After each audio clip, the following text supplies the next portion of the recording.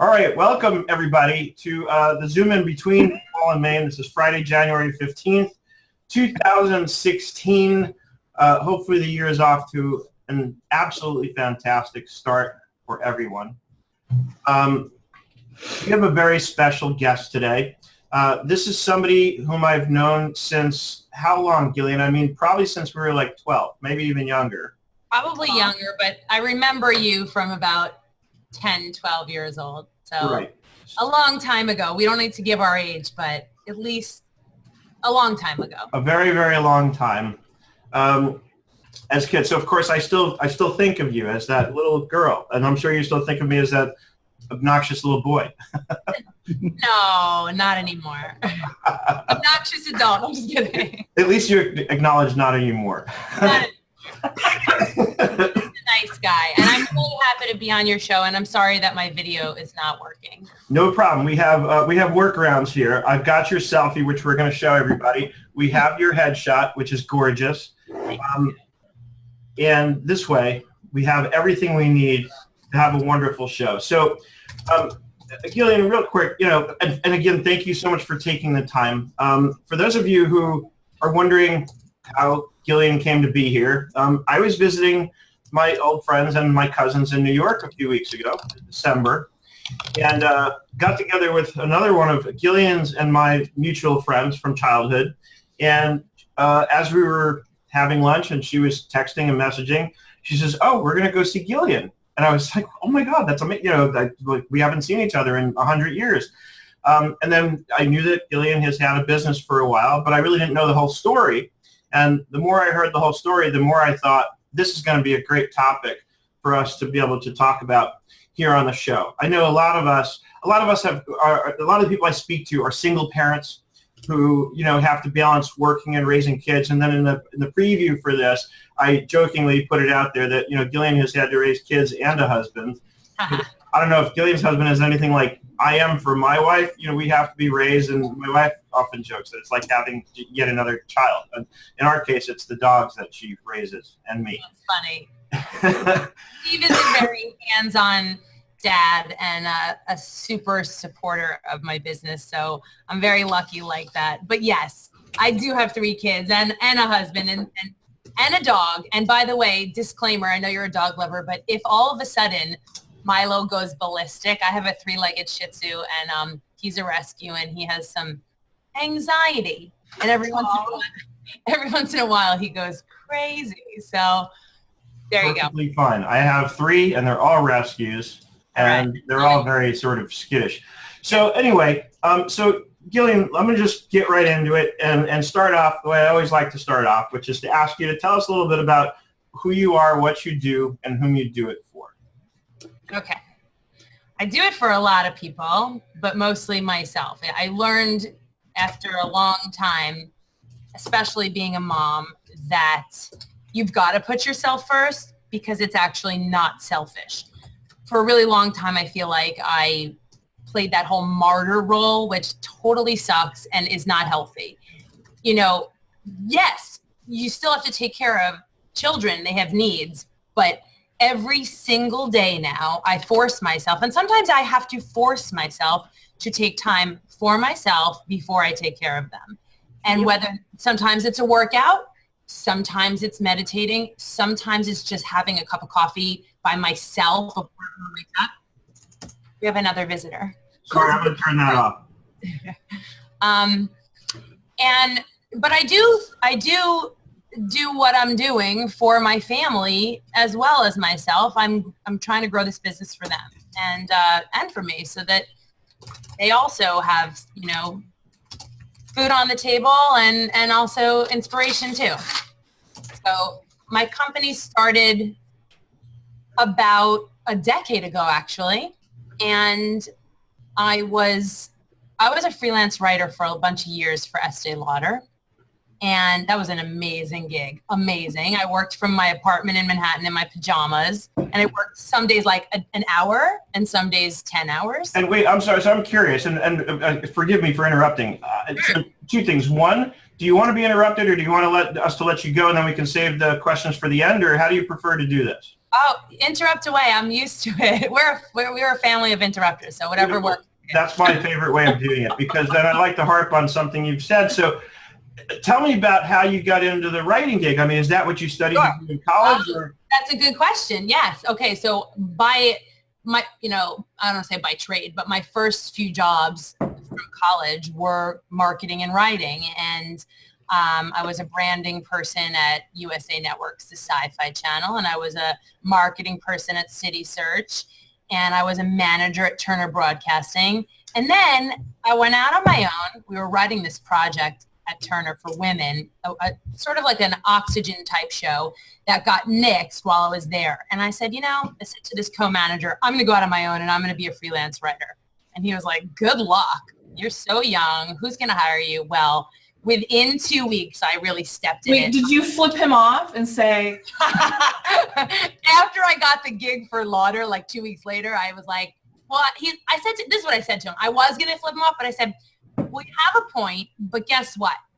Corporate America is going to take me back if for whatever reason I don't have, I don't succeed so fast. So meanwhile, within 2 to 3 weeks, I landed this gig for Lauder as a freelance marketing advertiser for more money than I was making at Turner and working in my PJs in my apartment. And it was amazing. And so for years, I started with a spec project, and then I wrote for all of Lauder's fragrances. I ended up landing on the desk, like my work on the desk of this vice president of fragrance development, and I ended up writing for Clinique, Joe Malone, Donna Karan, Lauder, Aramis, and it was so terrific and lucrative and fun. But how I started my company was that after that writing gig, those writing gigs, he got let go about 5 years into the gig. And, I was getting pretty bored of saying fresh, crisp, summary. And I said to my husband, him let go is kind of like a blessing. It's kind of a blessing because I'm bored with this anyway. I still write, and I love to write. And I'm a contributor at Momtastic. Writing an article for Huffington Post right now. I've written for the Girls Lounge, which I'll talk about later. And I really do like to write. But I was in this beauty world, and I was working for a company that puts out, they're very charitable and they're a nice company, but let's face it, there's nothing natural about it. They're amazing packagers. And at the time, I met my husband at an organic takeout restaurant on 53rd between 2nd and 3rd. And we started to become much more natural. And at that time, I started seeing some of the products that I was writing about, even though they're just like alcohol and fragrance, just, not that healthy. And I was always one of those people that if you gave $1,000 to, not like people are just giving you $1,000, but if there was a health food store. I was just going to ask, can you maybe introduce me to those people that are just giving you $1,000? That's something that I would be interested in. Okay. I will do that.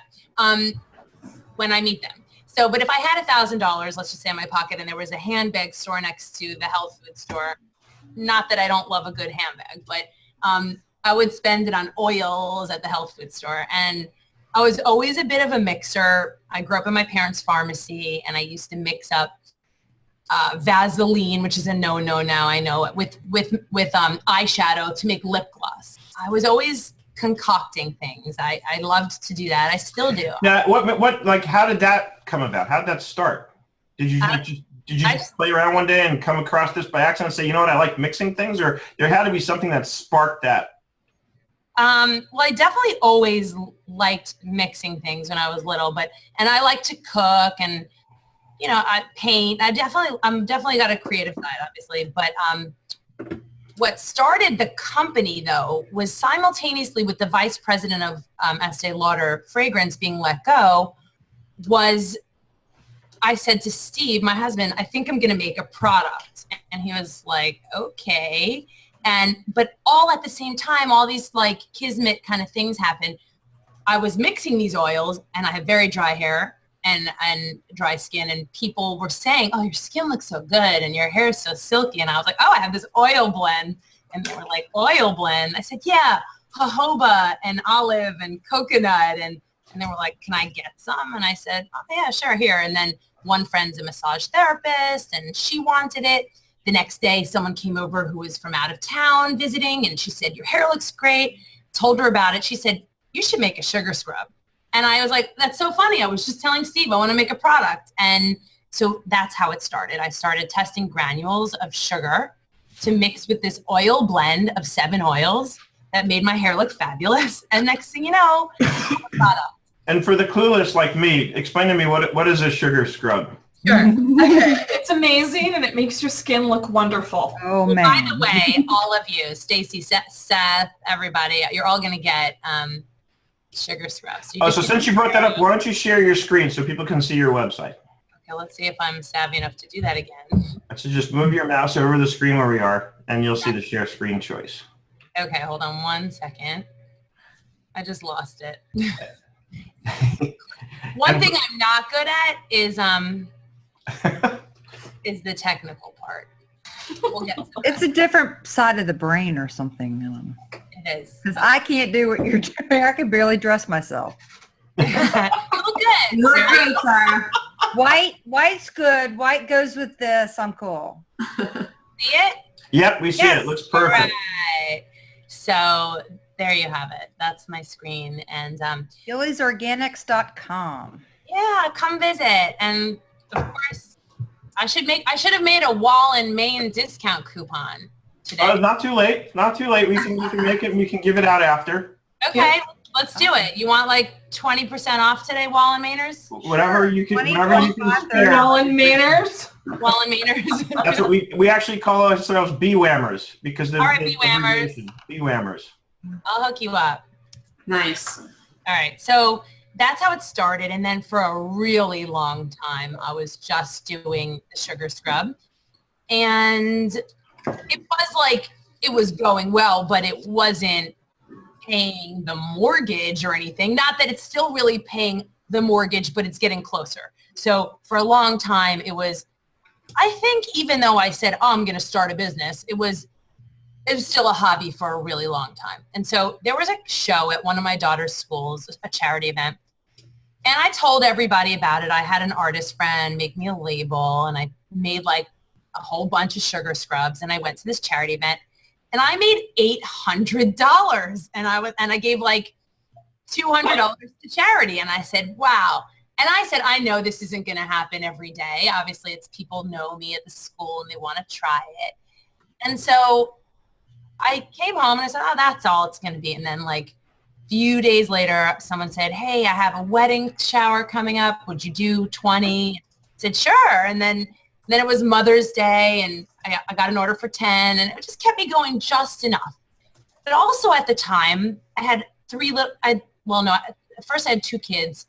Then I had 3 under the age of 5 and a half. And yeah, and I was like, yeah, it was busy. It was busy. And so it was just a sugar scrub for a long time. And then, you know, I considered going back to work full time for I had a couple of really good job offers, because 2009 was for everybody, and especially us, rough. And I lost my mom, and things were just really hard here. And so I am really grateful for Steve, because I don't think he gets enough. I don't think I tell him this enough, but again, when a family needed 2 salaries, like legit good salaries, he kept saying, keep going with it, because I started getting much more interest in it. People started showing interest, and I started growing. And not long after that, I decided to expand the line to 9 products, because people were saying, well, what about something else? Not just a sugar scrub. We love the sugar scrub, but what about body butter? And So, I'm sorry, let me stop you there, because I know that the main product, the original product, if I understand correctly, was, you called it Hey Sugar Looking Good, right?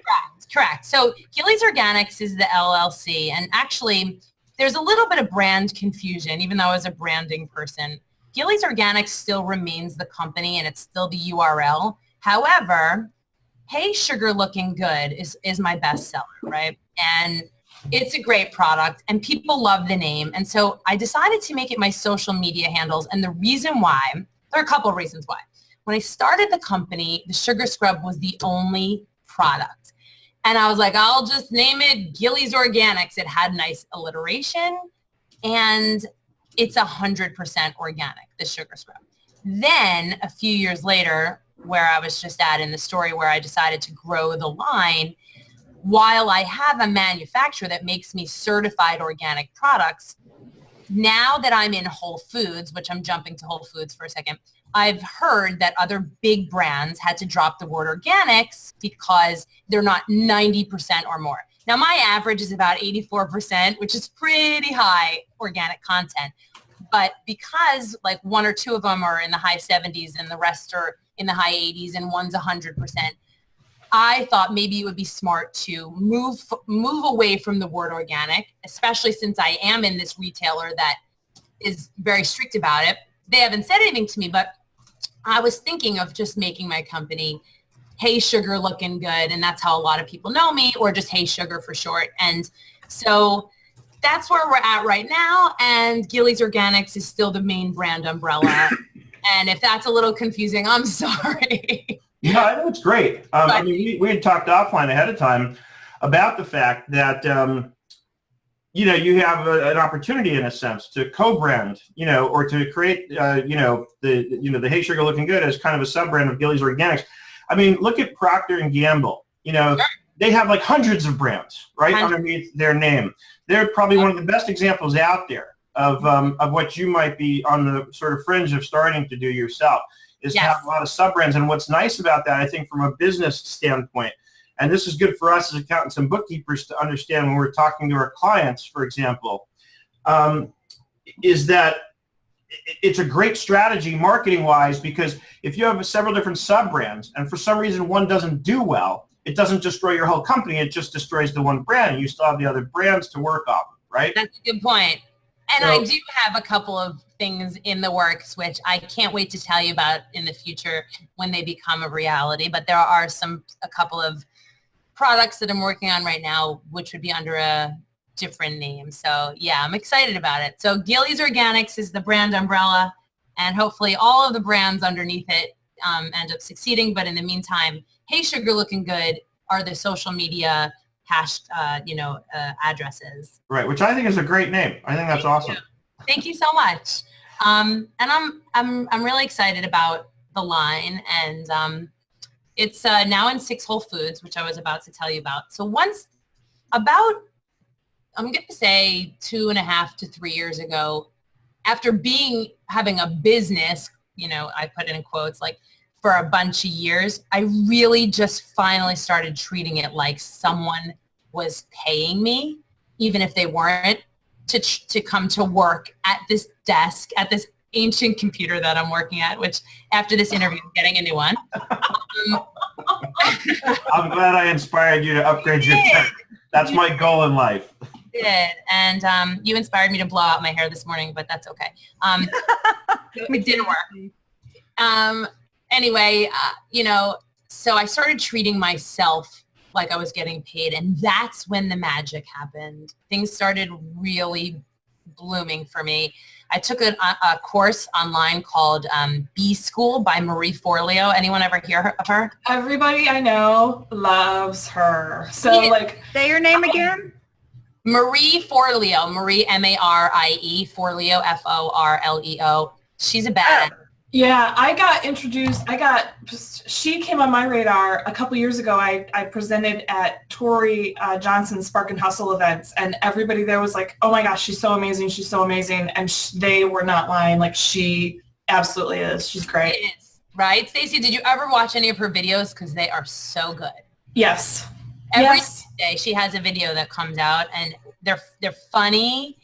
They're bright, and they're spot on. I mean, so I started following her advice, and then I decided to just give myself a 40th birthday present, and a couple years ago, and I took her course, and it changed things for me. It changed how I started treating this business.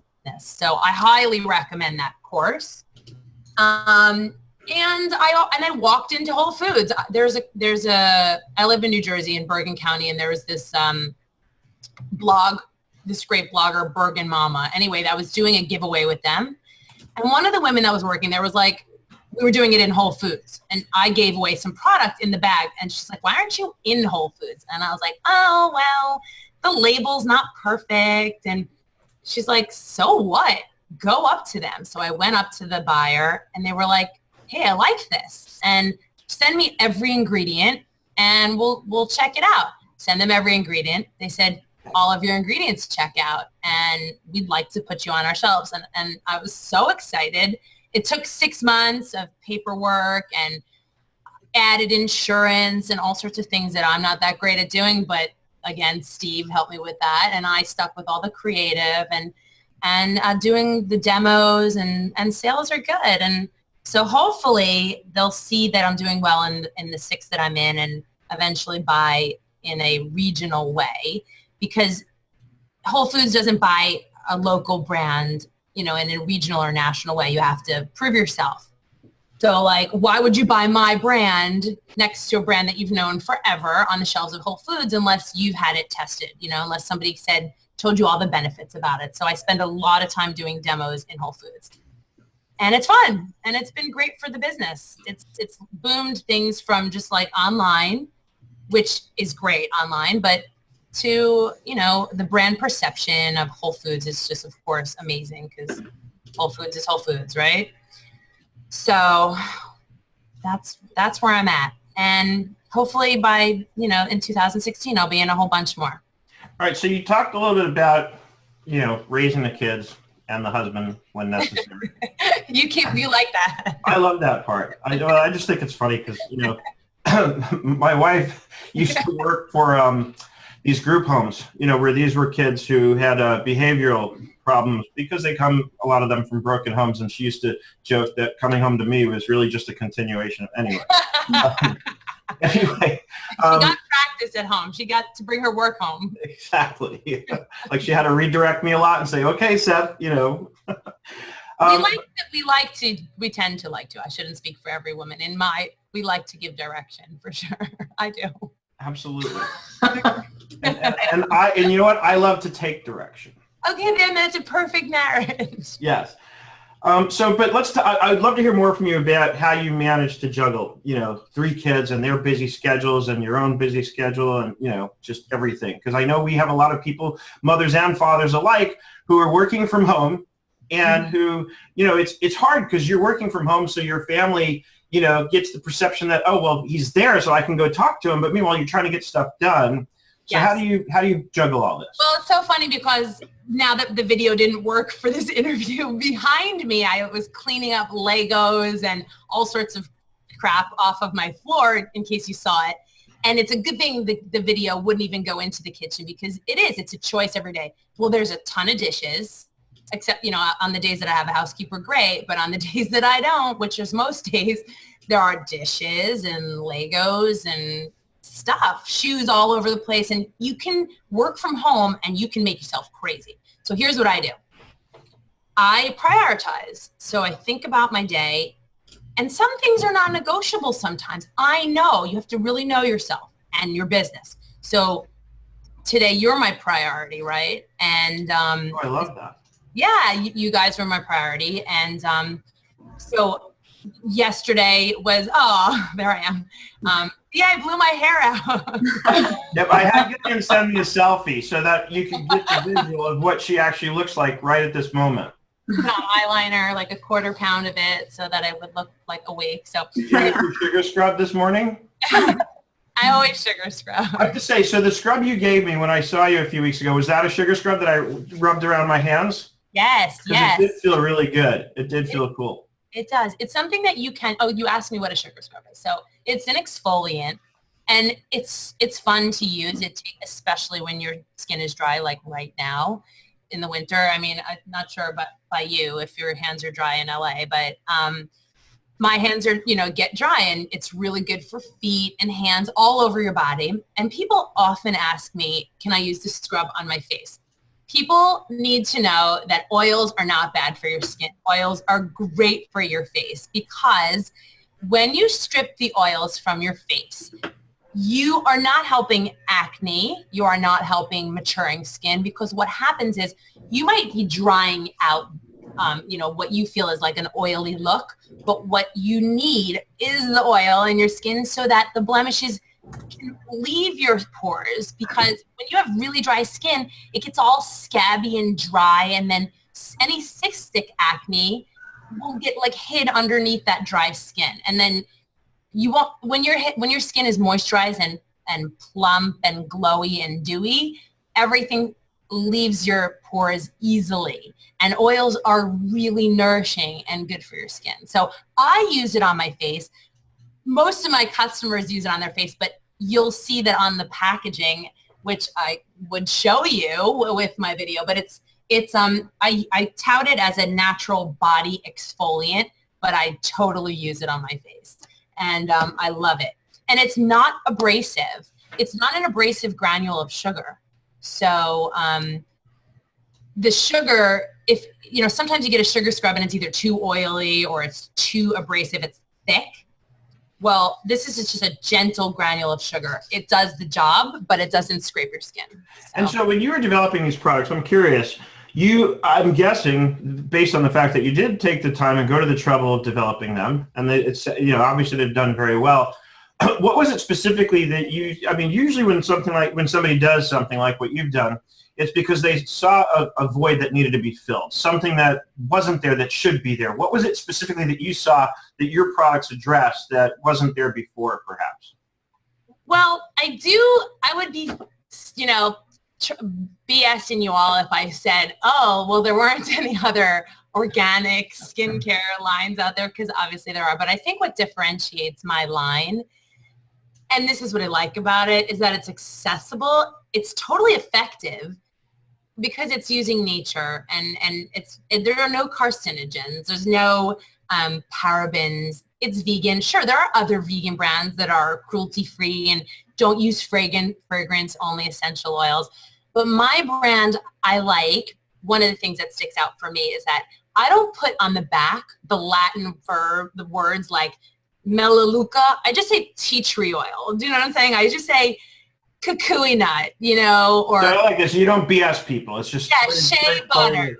Yeah, I just like, I'm not saying that other brands do, but like sometimes they're trying to be like extra scientific, or I'm just like, here's what it is, and it's happy. It's definitely happy and good for you. It's a good for you product. I love that.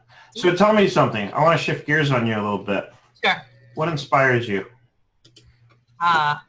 Well, I find other people that follow their passion inspire me a lot, and I've surrounded myself with a lot of you guys and women, a lot of them, and that's kind of what keeps me going. People who, entrepreneurs, mompreneurs, and social entrepreneurs. So one thing that, listen, skincare isn't my only passion. It's just a manifestation of my creativity. I could have been a lot of other things. I still have other things, and I consider myself a multi-passionate entrepreneur, and this is not the only thing that I do. But I think that people who have started amazing for-purpose companies, like not for profit, but for purpose companies, totally, they wow me like crazy. People from Girl Up, Pencils of Promise. I mean, those organizations that I can give to through because let's face it, yes, skincare helps people if, effects are great and results are great, but I like to give to organizations through my company, and that makes me feel good. So social entrepreneurs inspire me, and other moms and entrepreneurs, moms and dads that are following their passion. I think it's amazing, and seeing them and surrounding myself with them definitely gives me soaring inspiration, for sure. That's so, awesome. The answer.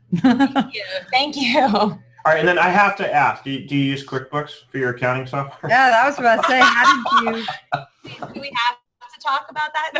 I need your help, right? That's what interests me too, is you're passionate about what you do. You're passionate about your company, your product, But behind the scenes, my head starts going, where did you go? How did you know to package? Who put it? Who's manufacturing it? How do you get the product out? That's where I would be lost. Right. I know what to do with the business side and the accounting and all, but to be an entrepreneur, you pretty much need to at least have your connections or put together a team. Or what did you do after you had this idea? Sarah, that is such a good question. I definitely had stressful moments where I didn't know what to do and I freaked out, but definitely part of it was that business school with that Marie Forleo where she made it fun because back end of WordPress did not excite me. Not one. And I love WordPress. But she made it exciting. So I listened to these like very concise and easy and fun videos that made me do it. And so I am a solopreneur, but now I have an intern, Alejandra. I have a sales manager, Maria. They're amazing women. And as far as like IT, I have this 2 people, one local, one in India, and I feel like very reasonable. I barter.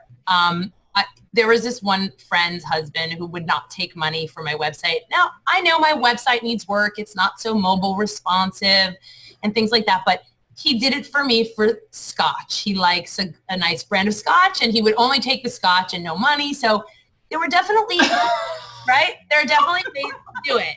You What have kind of friends? Yeah, you have to find your people. That's what you do. You need to find your people. And You got to find your tribe. you do your tribe. And you know where I found it? I found a really great tribe of women.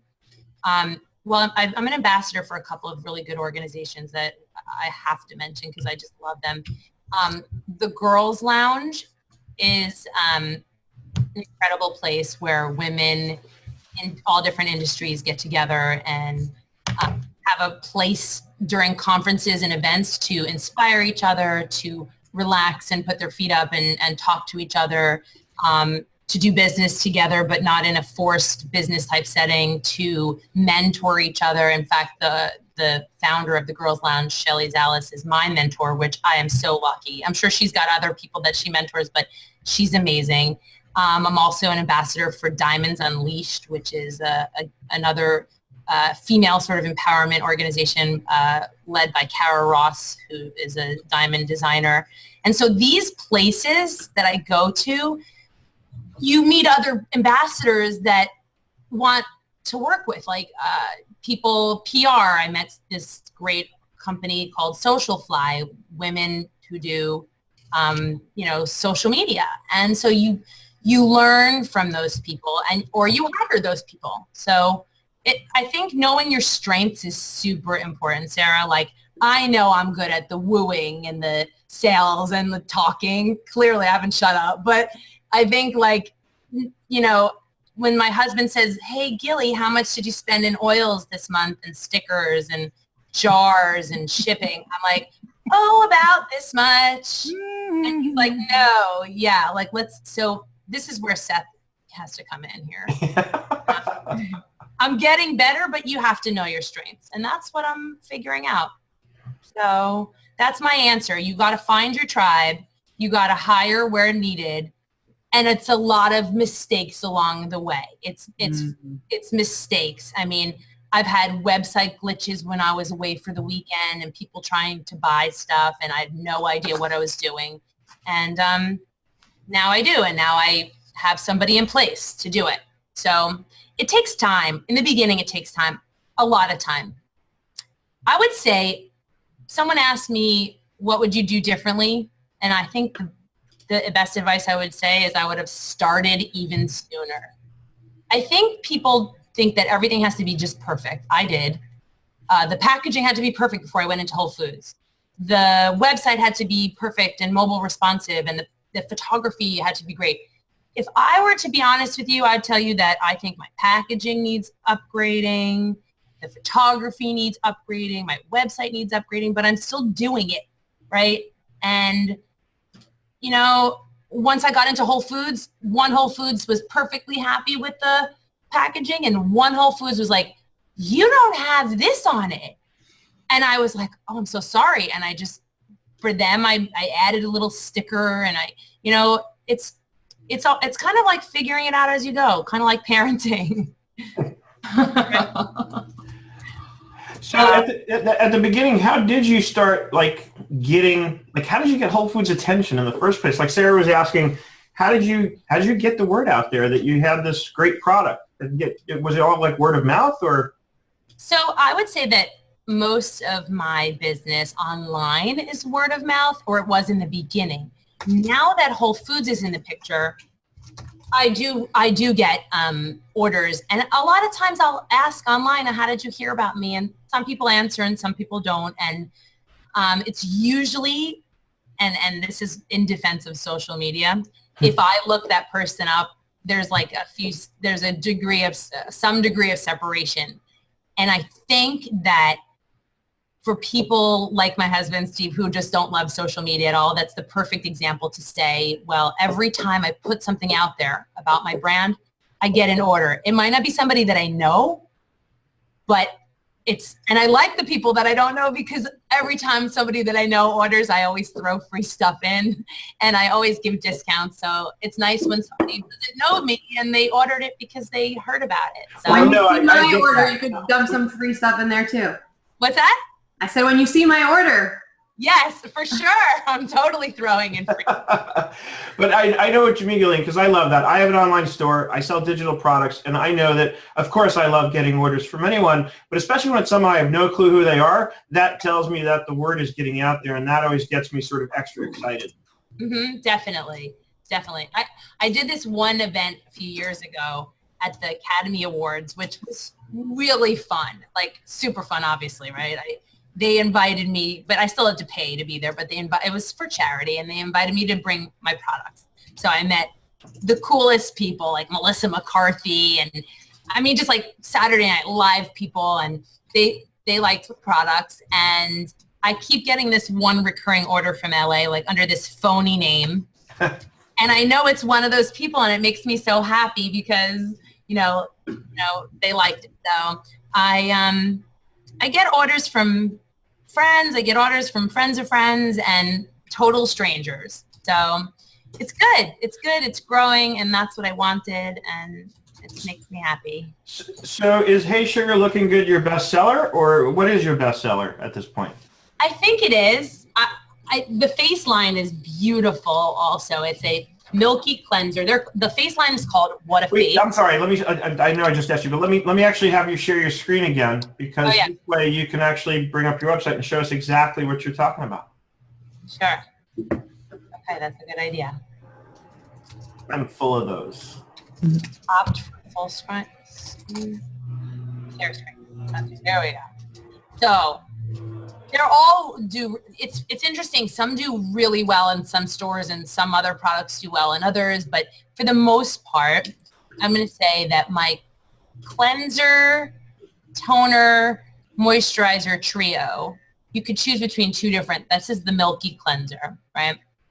The toners, you can have a rose or a cucumber. And then the moisturizer is delightful. And everything's, they're large. They're 4 ounces. I mean, usually you get like an ounce of a face cream. And so it's really nice. And a lot of times people will sell you an extra eye thing that's like a half of an ounce for like $100. And this is for under your eyes as well. It's for your eyes, it's for your neck, it's for your face.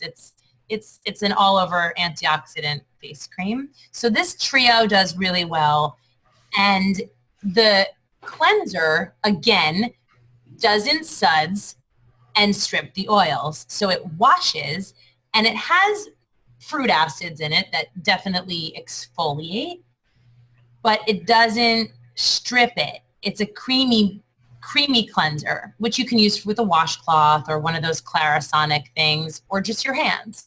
And it will still clean it out. And then the toners, if you really want to clean out your pores, I recommend the Cucumber Renewal Toner. It's more anti-inflammatory and antioxidant. And then the Rose Toner is a little bit more, let me get to it for you, sorry.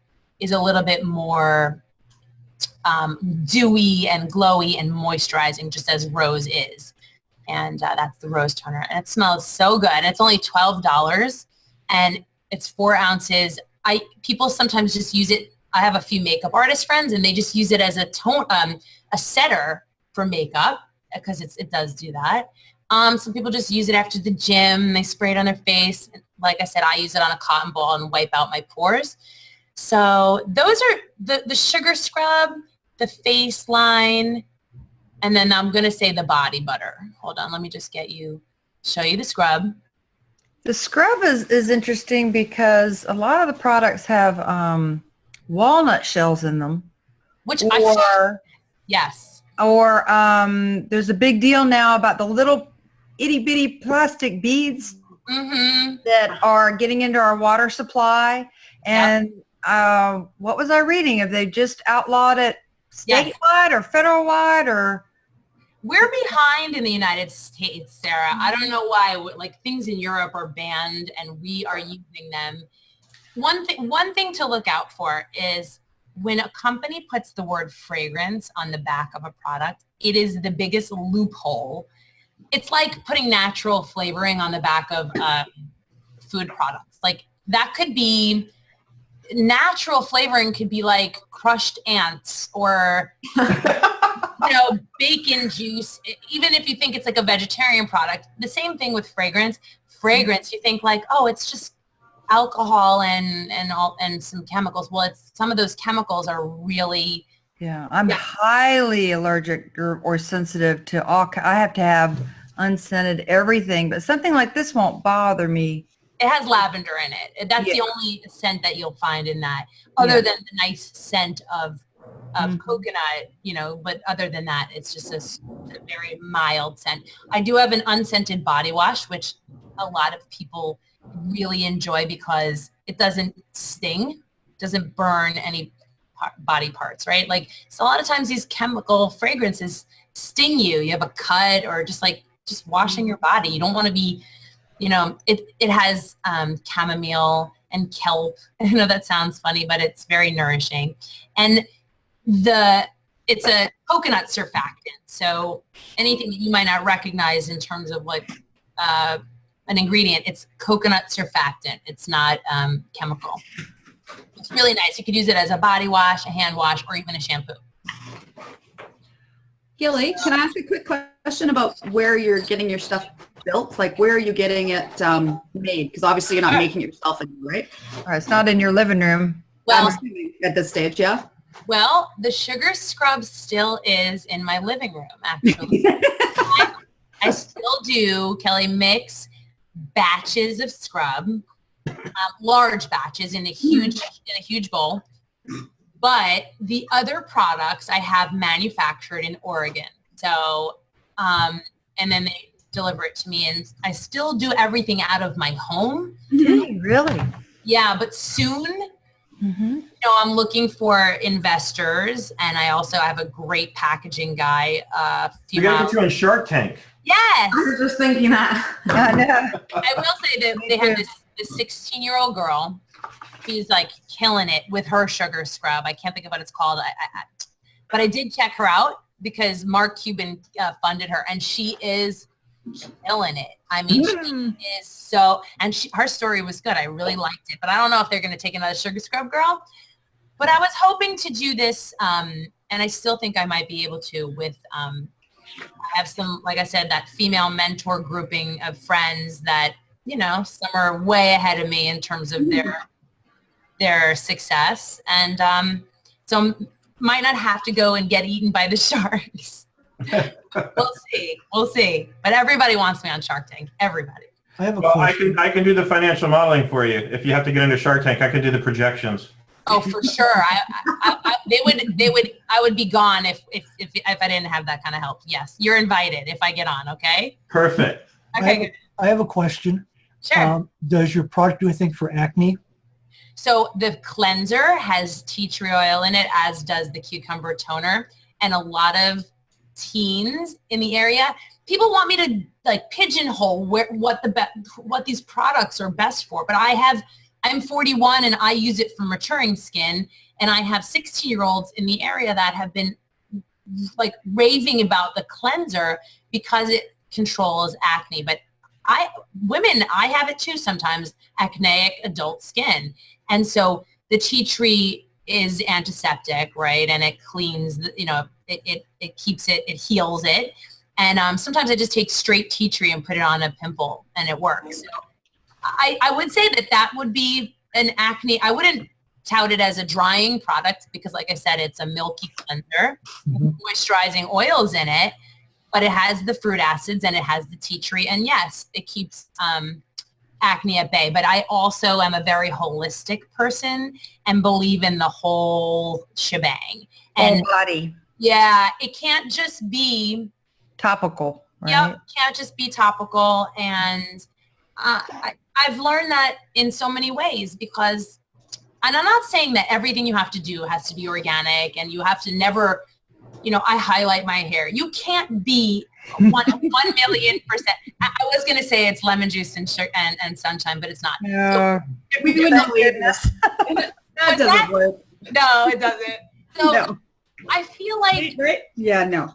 you can't be 100% anything, but, well, you can, but you have to live also, right? But if you really look at certain foods, and I see this in my own family, my children, when they eat dairy, and I'm not saying that you can't enjoy some cheese every once in a while. I'm just saying that I know with my kids, we get mucusy. It affects my skin. There are certain foods. So it's not just the topical, it's what you put in. So we eat a lot of avocados and flaxseed oil and walnuts and healthy things for your skin. And you have to, because you can't just moisturize on the outside. And and the same thing, you can't eat so healthy and then put chemicals all over your body all the time and expect your skin to look great. So I love that. So Gillian, we're actually running up near the end of our hour, but there's one thing that I wanted to ask you that we haven't asked you yet. go ahead. And I think we actually haven't covered it yet. But how would you say that you've helped and inspired other women to follow their passions?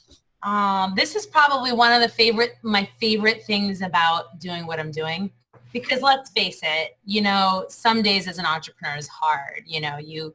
Some days you get these great highs and other days you get these lows. And I feel like, again, those women that have inspired me and continue to inspire me in their entrepreneurial journey, I love to hear when one of my girlfriends or family members or even strangers comes up to me and says, you know what I'm doing? And I say, what are you doing? They're like, I decided that I'm going to take my cooking skills and I'm going to make a recipe book. And that's my friend Andrea. And then my sister, who was always a crazy, sick, awesome baker.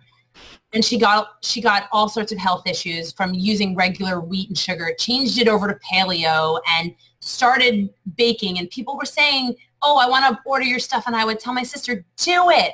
Her company is called Faggy's Nutty Goodness. And she is doing so well with her delicious food. And she'll be like, I'm so glad you helped me and, tell me to do it. And I have so many friends that they inspire me back. It's not just like I'm saying to them, go do it. They give me something too. And when someone says to me, oh, I watched you do this and watching you go through this is helping me think.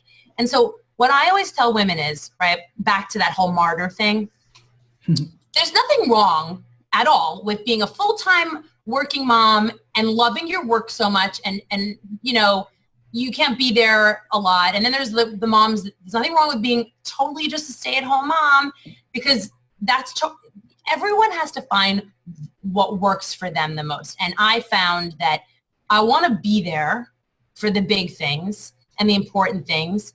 And I also want to have something big for myself, because I'm such a better mom, so much better of a mom with something that's big for myself. And other moms they can do it. And they can do everything so well but I tell women, you're more that, you have to follow things, your passion. So even if it's just, cooking or decorating or whatever it is that gets you excited, you need to do it. It doesn't have to become your career if you want it to become your career, but it can become your career.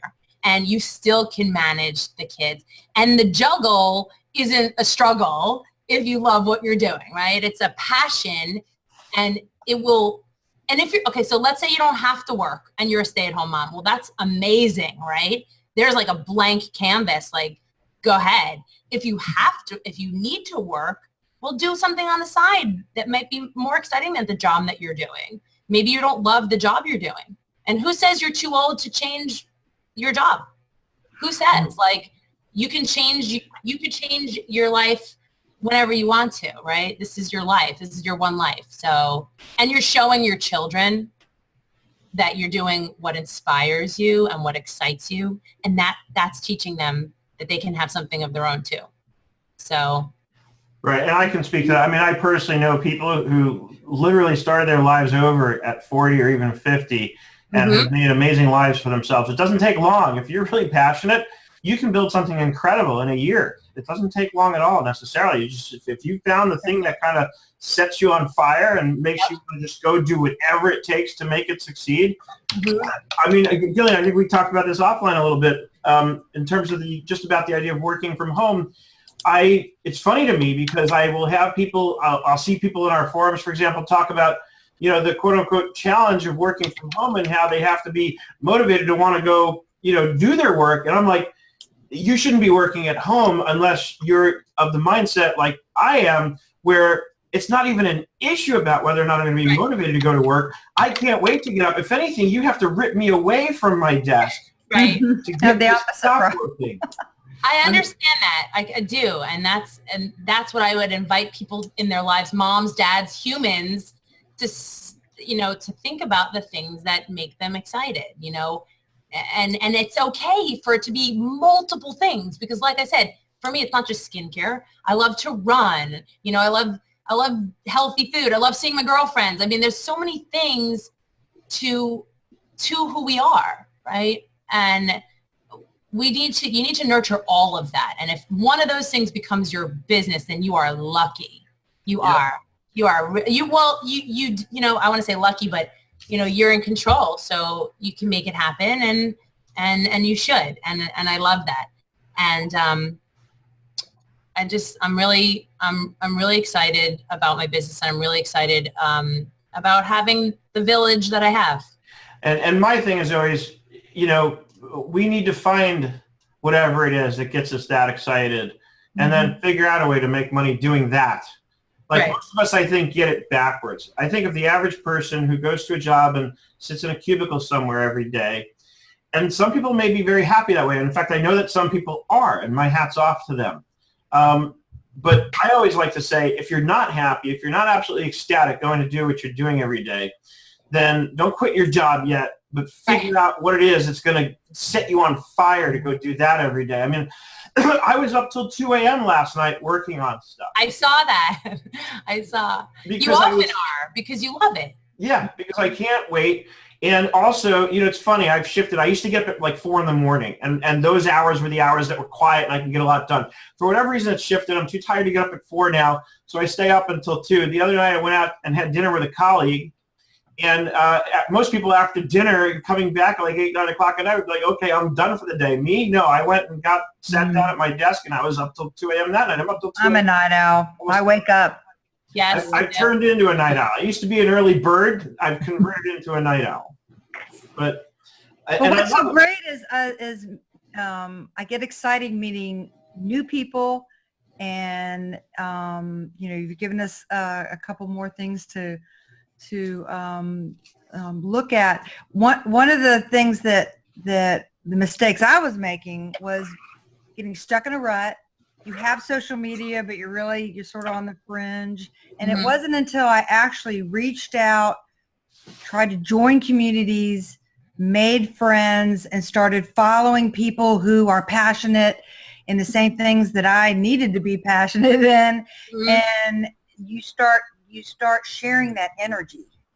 Yeah. And finally, I started getting it. And like, what have I been waiting for? Right. You know, and like, wait a minute, they're doing that, and a lot of it's confidence. Like I'll go through phases where I'm super confident and I can do anything, and then I go through phases where, you know, like you said, my website's not right, and you know, and I really don't want to talk to that person, and I'm, you know, and so just having something like this today, I agree, is just fantastic. So I'm motivated by you right now because like being here, sometimes it does take confidence, right? So it takes a lot of confidence because Sarah, when you're nervous, I was nervous and before this video started, it wasn't working. The video's not working and I'm all stressed out about it. But after talking with all of you, I feel energized and I feel really excited and I feel and it was okay. And it was okay. And I think sometimes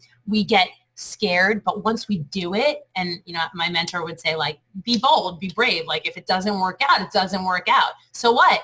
It's not the end of the world. So if something doesn't work out, it doesn't work out. You regroup and you go ahead and you try something else. And so you can't know unless you do it, right?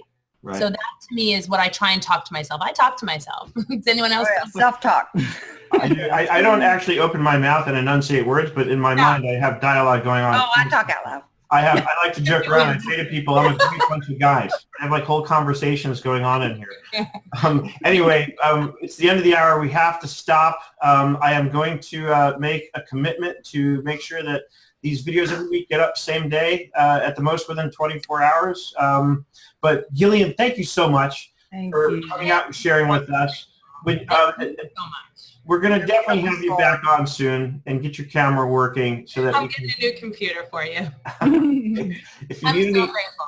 I had such a good time, so I didn't stop talking. Did I talk too much? No, that's perfect. You made my job easy. You know, my job is to keep the conversation going. So when somebody like you comes on and I don't have to work hard, I just get to sit back, relax, and enjoy my Starbucks. So, it was not an official sponsor of our program because we don't have any official sponsors of our program. So anyway, thank you again. Maybe Gillian. will now. Yeah, maybe I will. That's right. Maybe Starbucks will now. right? So anyway, thank you so much once again for coming out. For everyone else, the recording will be up. We've got some great comments in the chat here. Larry said, you know, very inspiring, and he says, thank you, Gillian. Thank you. Yeah, thank you. You're a wonderful soul. Oh my goodness, so are you, Sarah. All of you. Look at this. It's a match made in heaven. You guys are going to be like best friends now. BFF. Oh, that's another thing. You need to do networking things with people so that you find people to talk to. Because when you're in corporate America, you have that automatically built in. Your boss says, "Oh, hey, Seth, good job on that presentation." But when you're doing it by yourself, you need that people. You need those people. You Yes. want that pat on the head. It's funny you bring that up because in our Between Will and Man group, one of the Facebook recent page. threads going on is somebody's asking about, you know, about networking groups and should they do it. And I was reading all the comments and they're all great. Everybody's saying, yeah, of course you should do it. BNI is great. And, you know, there's a bunch of others. And I just posted in there something that I thought was just very simple and to the point, which is what I usually try to do, which is I said, do it until you're too busy to do it. Right.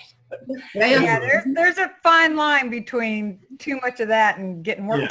Well, and that's the thing, because they do take a lot of time. But, and that's the point, is if you get to the point where you're too busy to do it, it means it worked, right? So anyway, we do have to cut off here. But Gillian, once again, thank you so much. I look forward to having you back soon. Let me know.